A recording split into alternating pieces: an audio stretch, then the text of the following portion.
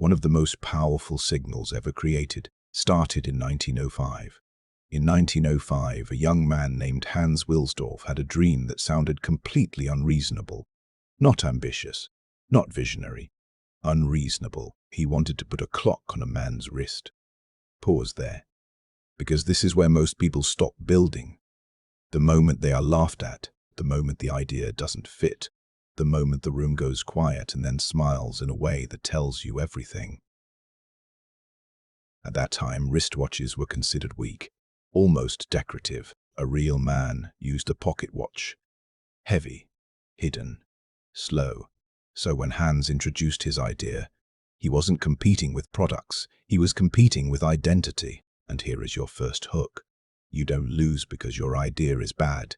You lose because it threatens someone's identity, and identity always fights back, hard, relentlessly, without logic. Right now, ask yourself how many of your ideas died, not because they failed, but because you stopped before the world even responded, before the first real rejection, before the first real test. That is the invisible graveyard of potential.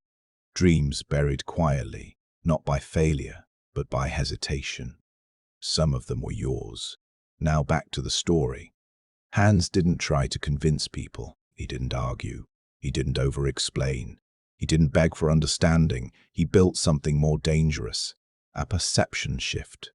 A controlled illusion of value. Because he understood something most people still don't. Reality is not what people see. Reality is what they assume. And assumptions can be engineered carefully, strategically, repeatedly. If this is already changing how you think, subscribe for more. Turn on notifications so you don't miss what comes next. Hans needed a name, not a good name, an expensive-sounding name. He tested combinations, letters, sounds. Nothing worked. Until one morning, while riding through London, he claimed something unusual. A genie whispered the word into his ear. Rolex. Short, sharp, mechanical, memorable. And here's the hidden lesson. Premium brands are not named. They are designed to feel expensive before they exist. But the real battle wasn't the name, it was belief, because nobody believed a wristwatch could survive reality. So Hans didn't argue. He engineered proof. If you had to prove your value in one moment, would your work survive pressure or collapse under doubt? Would it hold when everything is against it, or would it fold the second it is tested? That's the difference between commodity and signal. Now watch this shift. In 1927, Mercedes Gleitz attempted to swim the English Channel. 10 hours. Freezing water. Human endurance at its limit. Hans gave her a Rolex Oyster. Not as a gift, as a weapon. A statement. Let reality test my product. No speeches. No debates. Just exposure to truth. When she emerged, the watch was still working. Cold didn't stop it. Water didn't break it. Time didn't defeat it. Hans didn't whisper about it. He amplified it. Full-page front cover in the Daily Mail. One message. It survives what humans cannot. And here's your next psychological shift. Proof beats persuasion every time. Where in your life are you still trying to convince people, instead of building something that forces belief, instead of creating results so undeniable they speak for you? Think about that. Now we go deeper. Economics says price up, demand down. But psychology breaks economics, because there is a category called Veblen goods, where price doesn't reduce demand. It increases it. Why? Because price becomes meaning, signal, status. When someone buys a Rolex, they are not buying time. They are buying distance from average. They are buying exclusion. And exclusion is the real luxury. Because inclusion is cheap, but separation is expensive. If everyone around you can afford it, it stops being powerful. Now apply that to yourself. If everyone can reach you, you stop being valuable.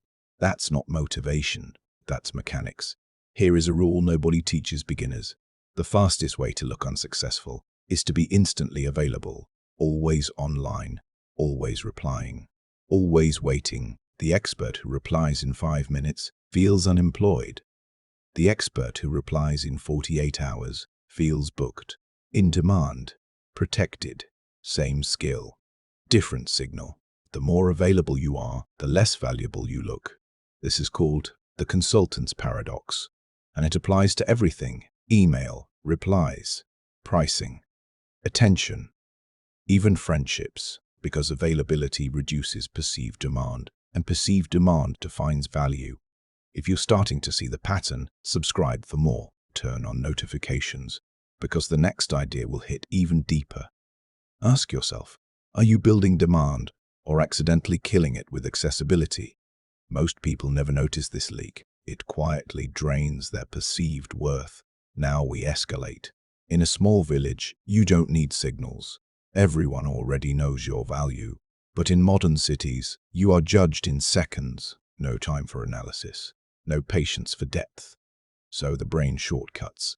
It uses symbols instead of thinking. That's cognitive ease. A Rolex doesn't say, "I am rich." It says, "Do not waste mental energy questioning this person." It removes friction. And friction is the enemy of trust.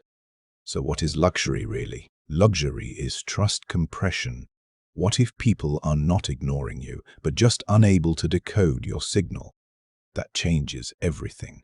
A Rolex is a terrible watch. It loses time. It requires maintenance. It is inefficient. And that is exactly why it works. Because luxury is not utility. Luxury is controlled waste. Waste proves surplus. Surplus proves power. And power attracts attention. A poor mindset optimizes function. A wealthy mindset optimizes perception. That is the split. Not money, but logic. Where are you still optimizing for cheap and useful instead of rare and meaningful? That question alone changes direction. Now we go deeper. Most people try to signal success before building it. They buy the image before the income. They wear the look before earning the life. And this creates a trap. Because now every decision is maintenance, not growth. That is status anxiety, the fear of being exposed, the pressure to keep up appearances. And if you're honest, you felt that pressure at least once. But here is the deeper truth. Wealth is silent. Poverty is loud. Status is noise. And noise is expensive. Mentally, financially, emotionally. Do you know what elite individuals actually buy? Not attention, not approval. They buy positioning, and positioning compounds. Quietly, powerfully, over time. Now we zoom into personal development. If your work is easy to replace, you are a commodity. If your presence is easy to ignore, you are discounted. But if your identity is difficult to replicate, you become a category. And categories don't compete, they dominate. So ask yourself, what makes you impossible to confuse with someone else? That is your real brand, not your logo, not your content, your signal density. If you disappeared today, would anything in your space feel missing? Or would everything continue exactly the same? That answer tells you everything. Now we close the loop. Most people think money is the goal. But money is not the source. It is the reaction to attention. Attention reacts to perception. And perception reacts to signal. So if you fix the signal, you stop chasing opportunities. You become one. Hans Wilsdorf didn't just put a clock on a wrist. He removed the need for explanation. He made belief instant, effortless, automatic. And that is the real lesson. Your goal is not to buy the watch. Your goal is to become the person who makes the watch look cheap. Because when your presence becomes undeniable, you stop asking for permission. You stop chasing validation. You stop proving yourself, and you start being the signal. Fix the signal. Stop the tax. Become timeless. If this shifted how you see value, subscribe for more. Turn on notifications so you don't miss what comes next. If you understand this, comment "timeless" subscribe for more deep insights like this. And turn on notification because the next one will change how you see everything.